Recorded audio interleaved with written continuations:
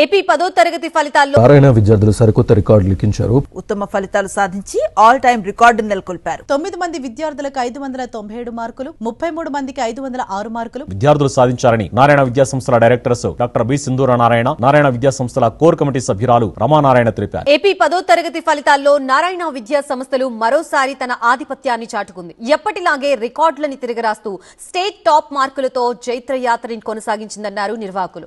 పటిష్ట ప్రణాళిక, అధునాతన బోధనా పద్ధతులే ఈ ఘన విజయానికి కారణమని హర్షం వ్యక్తం చేశారు. రాష్ట్ర వ్యాప్తంగా మొత్తం 14,186 మంది విద్యార్థులు పరీక్షలు రాయగా 99.03% ఉత్తీర్ణత నమోదు చేసి సరికొత్త రికార్డు సృష్టించారన్నారు. ముఖ్యంగా 598 మార్కులు, 600కి గాను వంటి అత్యుత్తమ మార్కుల్ని 10 మంది విద్యార్థులు కైవసం చేసుకోవడం విశేషమన్నారు.